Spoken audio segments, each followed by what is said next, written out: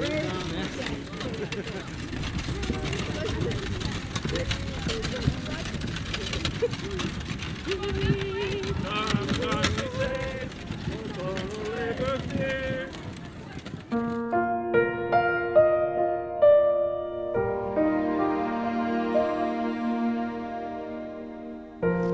all of you who think you are lost or without hope, or who think you have done too much that was too wrong for too long, to every one of you who worry that you're stranded somewhere on the wintry plains of life and have wrecked your handcart in the process,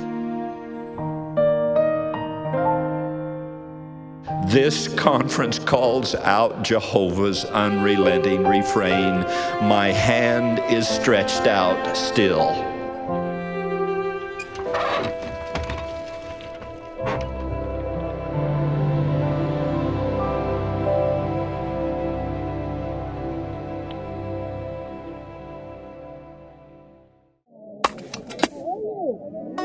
In the first half of the 19th century, most immigrants arriving in New York City landed at the docks on the east side at the tip of Manhattan, around what is now South Street.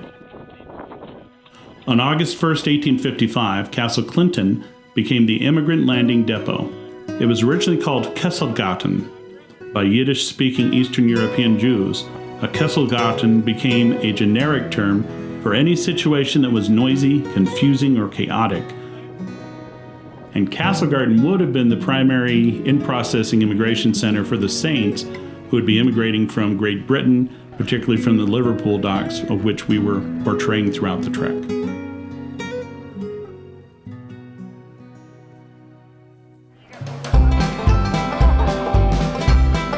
In late 1839, the arriving Latter-day Saints bought the small town of Commerce. In April of 1840, it was renamed Nauvoo by Joseph Smith, who led the Latter-day Saints to Nauvoo to escape conflict with the state government of Missouri.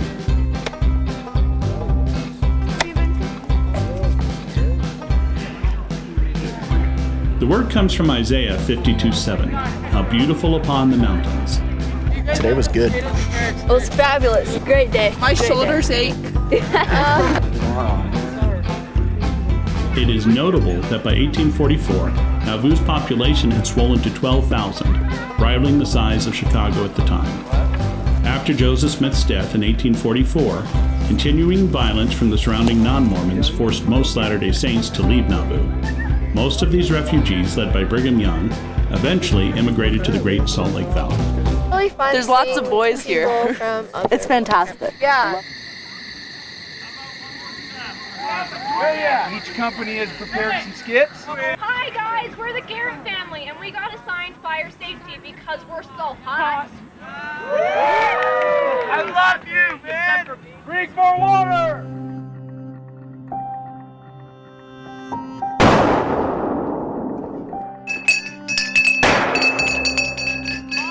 Get up, the mob's here!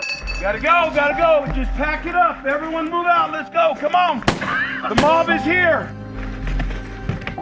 Stop this. He's too hype for 4 o'clock in the morning.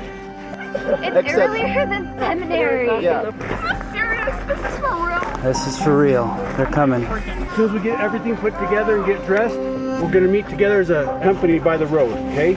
How about we go give the mob a wake-up call? I was sleeping. Everybody have water? Like it's full. Get up, pack your bag, pack everything in your car and head out to the road.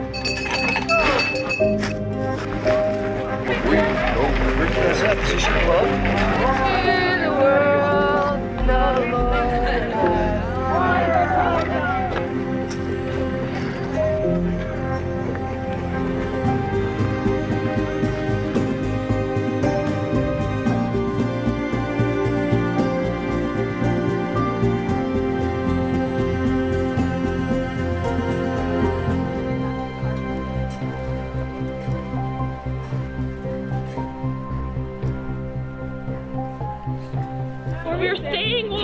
I'm vaccinated. Yeah, it's like below 2 degrees here. Yeah. I'm wearing socks on my hand. It's that cold. The situation's that dire. They smell really bad, but it's okay.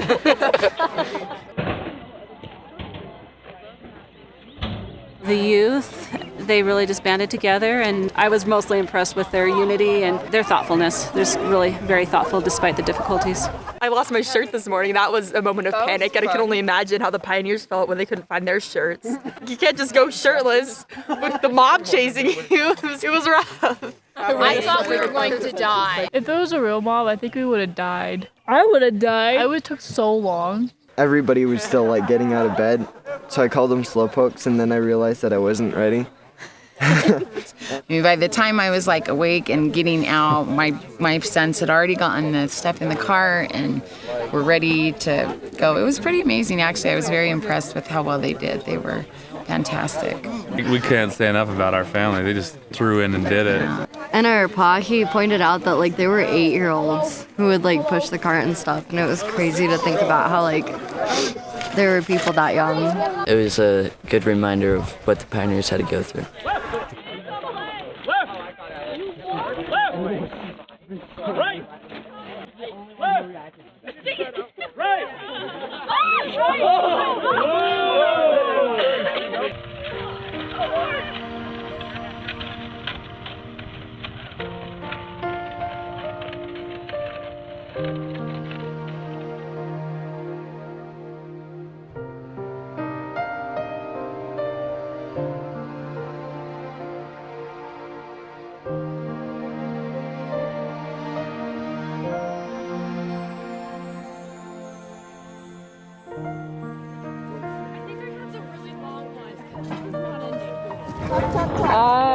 Our family has just gone through a snowstorm, so we have to move our stuff to a different wagon really quick so that we don't die.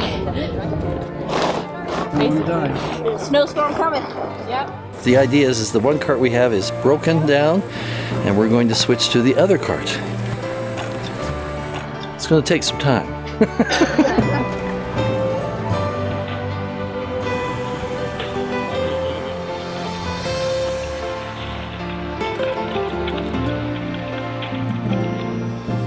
Everything was falling out as we were going down this bumpy road.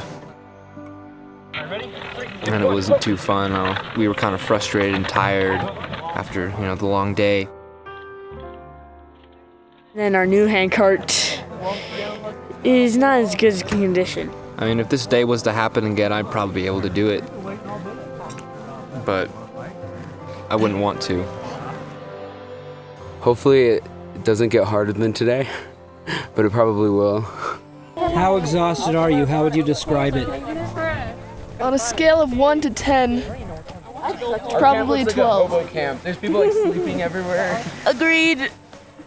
As we were walking up a pretty steep hill, I was pushing in the back thinking, why am I doing this? And then I paused and thought, the pioneers put their whole souls into it, and they really did have a purpose in pushing and pulling and even dying just to make it to Zion.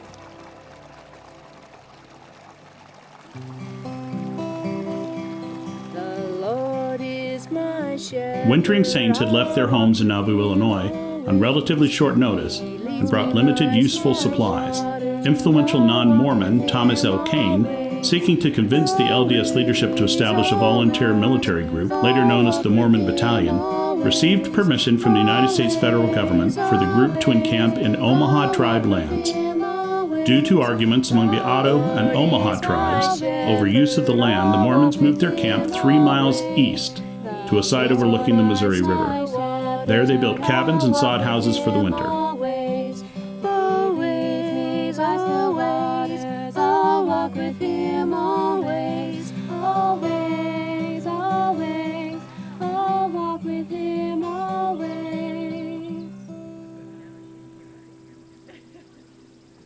Hello, how'd everyone sleep the second night? Pretty good. Not good. I was actually in bed. Okay. I was on a tree root. It was awful. I had a snore right next to me. And then I had to go to the bathroom, and that was bad. So it was like poke the snorer and decide if I'm going to get out of my warm sleeping bag to go to the bathroom. Oh, Mom, can't touch me.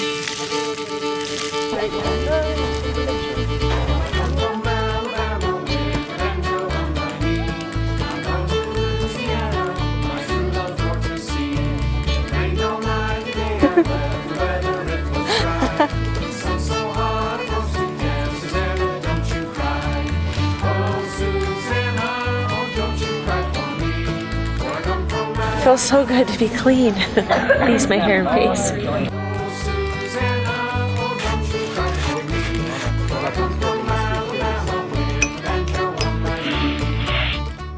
So what we're doing is we're making stools. And it's just going to be a one-legged stool, and we sit on the stool and we balance on the one leg. Perfect. Stephanie, Jessica, Gabby, come on. Needless to say, there was a lot of cuddling last night. And it got cold, boy. Paul did not join in. I laid out my bag first. I wanted to cuddle. I was cold. The moment is over now. I wanted to cuddle with Mama, but she wasn't there. Yeah. No, just wait. Tonight, we're Kiss all camera.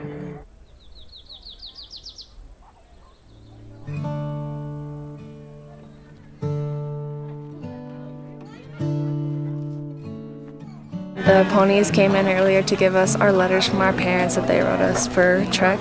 It's been great to hear from my parents since I haven't seen them for a week.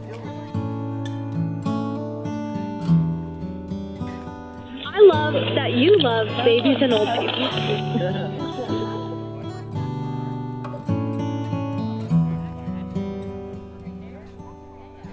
My mom just admitted. Trevor, I have made the most mistakes with you. I glanced at it, realized that it's 2 pages tighter. No, not by having me, but like as raising me, taking care of a kid. It's because you're the oldest child. Exactly. I know, they actually care. I got the brunt of like the parents learning how to take care of children.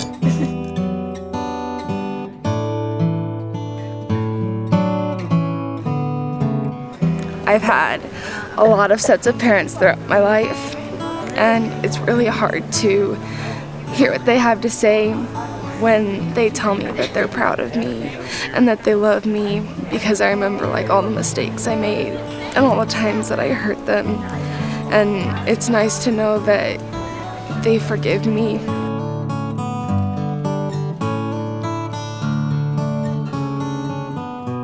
To be able to hear from my mom that she loves me and that she's proud of me makes me feel like I can like tackle the world. Like I love it. And I'm just really, really grateful that we were able to have the letters from our parents.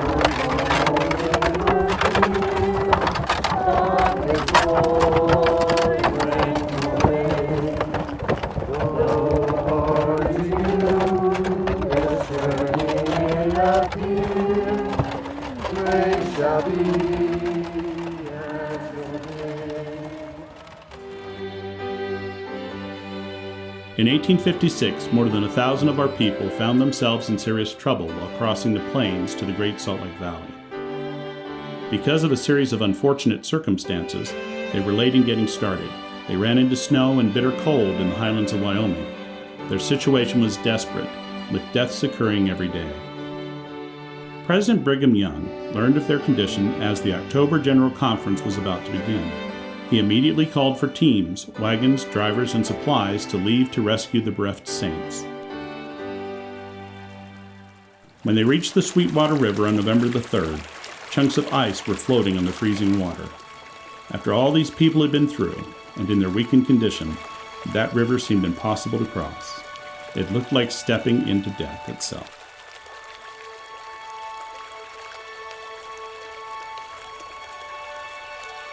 Men who once had been strong sat on the frozen ground and wept, as did the women and children.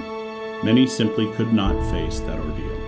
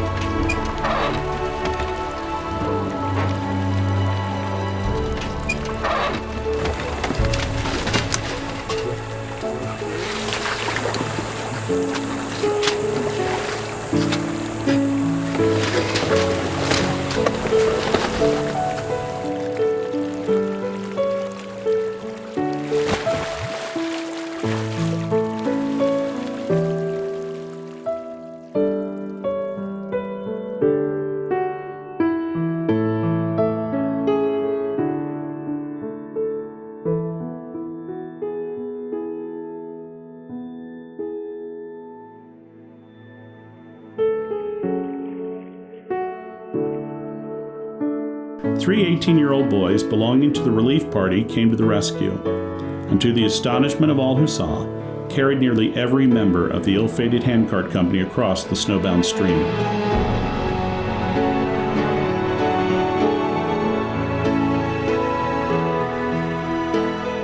The strain was so terrible, and the exposure so great, that in later years, all the boys died from the effects of it.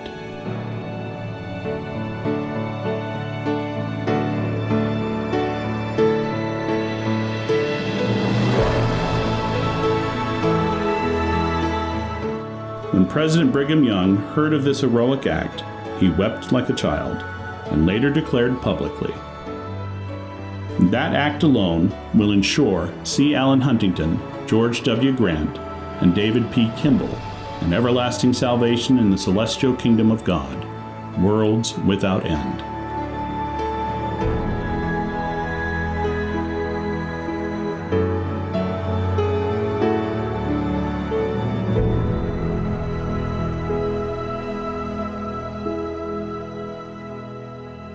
Mark you, these boys were 18 years of age at the time. Great was their heroism, sacred the sacrifice they made of health and eventually of life itself to save the lives of those they helped.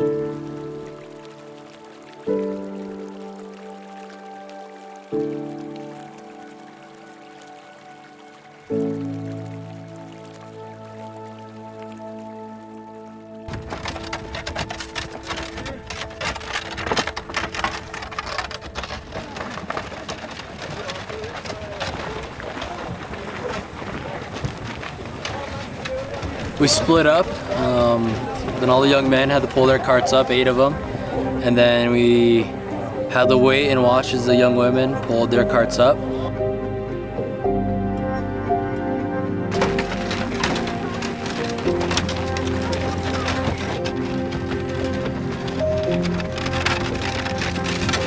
got it, girl, keep going! Keep going! I think it was a really good experience because I haven't done something like that before. Like, I've always considered myself a really athletic person, but that was hard. I couldn't catch my breath, and it's really hot today. It was probably the hardest thing I've ever done. So when I first finished pulling my handcart, I think my first thought was like, hooray, I'm done, where's my water bottle? And then I looked back and realized that there were a lot of other people still coming. Let's do this!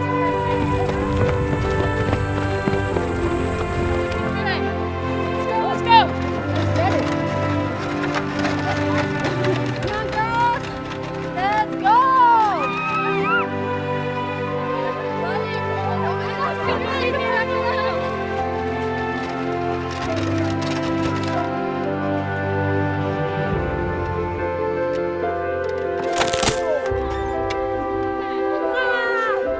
And it was like really hard at first, but when the people, their handcart broke, it felt like it was a blessing to me because I knew that something hard had to happen during that trail. Like the pioneers, their handcarts broke all the time, but they still made it through, and we did too, so.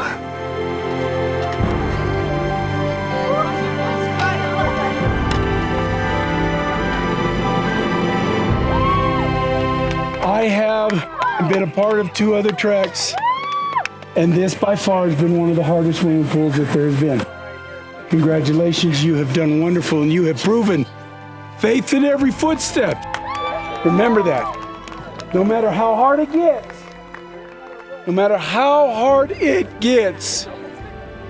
The Lord is always on your side.